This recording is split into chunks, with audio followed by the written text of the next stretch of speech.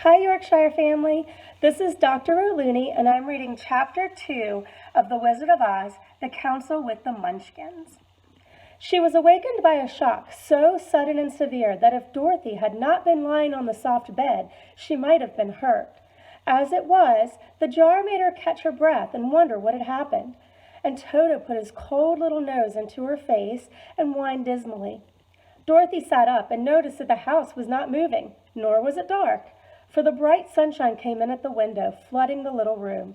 She sprang from her bed with Toto at her heels and ran and opened the door. The little girl gave a cry of amazement and looked about her, her eyes growing bigger and bigger at the wonderful sights that she saw.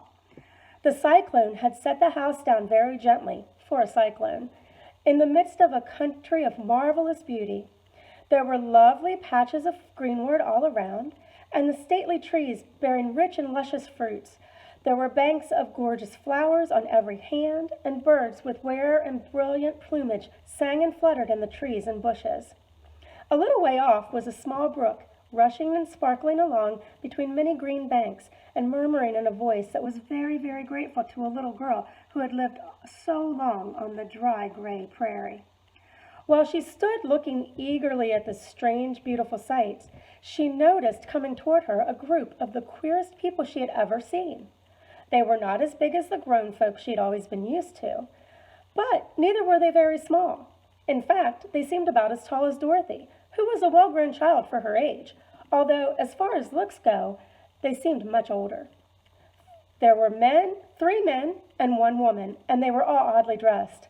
They wore round hats that rose to a small point and a foot above their heads, and little bells around the brims that tinkled sweetly as they moved.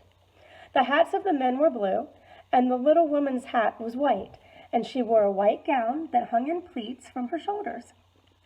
Over it were sprinkled little stars that glistened in the sun like diamonds.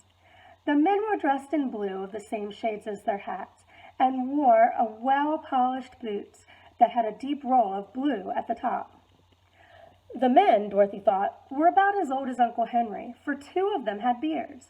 But the little woman was doubtless much older. Her face was covered in wrinkles, and her hair was nearly white, and she walked rather stiffly. When the people drew near to the house where Dorothy was standing in the doorway, they paused and whispered among themselves, as if they were afraid to come farther. But the little old woman walked up to Dorothy, made a low bow, and said in a sweet voice, "You're welcome, most noble sorceress, to the land of the Munchkins. We are so grateful to you for having killed the Wicked Witch of the East and for setting our people free from bondage." Dorothy listened to this speech with wonder. What could the woman possibly mean by calling her a sorceress and saying she had killed the Wicked Witch of the East? Dorothy was an innocent, harmless little girl who had been carried by a cyclone many miles from home, and she had never killed anything in her life. But the little woman evidently expected an answer, so Dorothy said with hesitation, "You are very kind, but there must be some mistake. I've not killed anything." "Your house did anyway," replied the little old woman with a laugh, "and that is the same thing. See," she continued, pointing to the corner of the house. "There are her 2 feet, still sticking out from under a block of wood." Dorothy looked and gave a little cry of fright. There indeed, just under the corner of the great beam the house rested on, 2 feet were sticking out, shod in silver shoes with pointed toes. Oh dear," cried Dorothy, clasping her hands together in dismay. "The house must have fallen on her. Whatever shall we do?" "There's nothing to be done," said the little woman calmly. "But who was she?" asked Dorothy. "She was the Wicked Witch of the East, as I said," answered the little woman. "She has held all the Munchkins in bondage for many years, making them slaves for her night and day. Now they are all set free, and we're grateful to you for the favor." "Who are the Munchkins?" inquired Dorothy. "They are the people who live in this land of the East where the Wicked Witch ruled." "Are you a Munchkin?" asked Dorothy. "No, but I'm their friend, although I live in the land of the North. When they saw the Wicked Witch of the East was dead, the Munchkins sent a swift message to me, and I came at once. I am the Witch of the North." "Oh, gracious!" cried Dorothy. "Are you a real witch?" "Yes, indeed," answered the little woman. "But I'm a good witch, and the people love me. And I'm not as powerful as the Wicked Witch who ruled here, or I would have set the people free myself. But I thought all witches were wicked," said the girl, who was half frightened at facing a real witch. "No, no, that is a great mistake. There are only 4 witches in all the land of Oz, and 2 of them, those who live in the north and in the south, are good witches. I know this is true, for I am one of them myself. It cannot be mistaken. Those who dwelt in the east and the west, they were indeed wicked witches. But now that you have killed one of them, there is but one wicked witch in all the land of Oz, the one who lives in the west." Hi Yorkshire students, this is Miss Roberts, the school social worker. I'm going to read part of The Wizard of Oz. "But," said Dorothy after a moment's thought, "Aunt Em has told me that the witches were all dead years and years ago."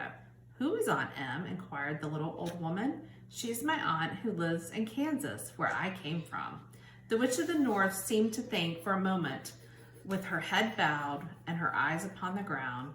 Then she looked up and said, "I do not know where Kansas is, for I have never heard that country mentioned before. But tell me, is it a civilized country?" "Oh yes," replied Dorothy. "Then that accounts for it. In the civilized countries, I believe there are no witches left, nor wizards, nor sorcerers, nor magicians. But you see, the land of Oz has never been civilized, for we are cut off from the rest of the world. Therefore, we still have witches and wizards among us." "Who are the wizards?" asked Dorothy. "Oz himself is the great wizard," answered the witch, sinking her voice to a whisper. "He is the more powerful than all the rest of us together. He lives in the city of Emeralds."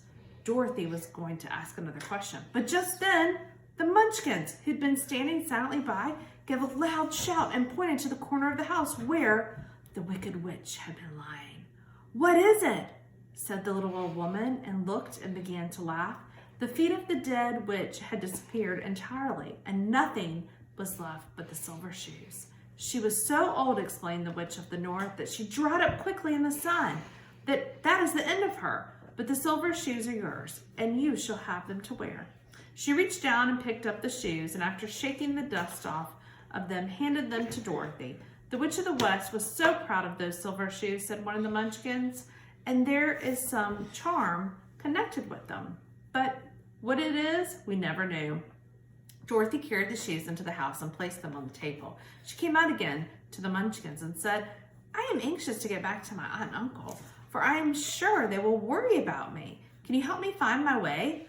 The Munchkins and the witch first looked at one another and then at Dorothy, and then shook their heads. "At the east, not far from here," said one, "there's a great desert, and no one could live to cross it." "It is the same at the north," said another, "for I have been there and seen it. The south is the country of the Quadlings." "I am told," said the third man, "that it is the same at the west, and that country where the Winkies live is ruled by the Wicked Witch of the West, who could make you her slave if you passed her way." "The north is my home," said the old lady, "and at its edge is the same great desert that surrounds this land of Oz. I am afraid, my dear, you will have to live with us." Dorothy began to sob at this, for she felt lonely among all of the strange people. Her tears seemed to grieve the kind-hearted Munchkins, for they immediately took out their handkerchiefs and began to weep also. As for the little old woman, she took off her cap and balanced the point on the end of her nose, where she counted 1, 2, 3 in a solemn voice. At once the cap changed to a slate, and on which was written in big white chalk marks, "Let Dorothy go to the Emerald City." The little old woman took the slate from her nose, and having read the words on it, "Is your name Dorothy, my dear?" "Yes," answered the child, looking up and drying her tears. "Then you must go to the City of Emeralds. Perhaps Oz will help you." "Where is this city?" asked Dorothy. "It is the same in the center of the country, and is ruled by the Oz, the great wizard I told of you." "Is he a good man?" inquired the little girl anxiously. "He is a good wizard. Whether he's a man or not, I cannot tell, for I have never seen him." "How can I get there?" asked Dorothy. "You must walk. It's a long journey through a country that is sometimes pleasant and sometimes dark and terrible. However, I will use all the magic arts I know of to keep you from harm." "Won't you go with me?" pleaded the girl, who'd begun to look upon the little old woman as her only friend. "No, I cannot do that," she replied, "but I'll give you a kiss, and no one will dare injure a person who's been kissed by the Witch of the North. She came close to Dorothy, kissed her gently on her forehead. Where her lips touched the girl, they left a round, shiny mark, as Dorothy found out soon after. The road to the City of Emeralds is paved with yellow brick, said the witch, so you cannot miss it. When you go to Oz, do not be afraid of him, but tell him your story and ask him to help you. Goodbye, my dear. The three munchkins bowed low to her and wished her a pleasant trip, after which they walked away through the trees. The witch gave Dorothy a friendly little nod and whirled around on her left heel 3 times and straightway disappeared, much to the surprise of little Toto, who barked after her loudly enough when she was gone, because he had been afraid even to growl when she stood by. But Dorothy, knowing her to be the witch, had expected her to disappear in just that way and was not surprised in the least. Thanks for listening. Hope to see you at school soon.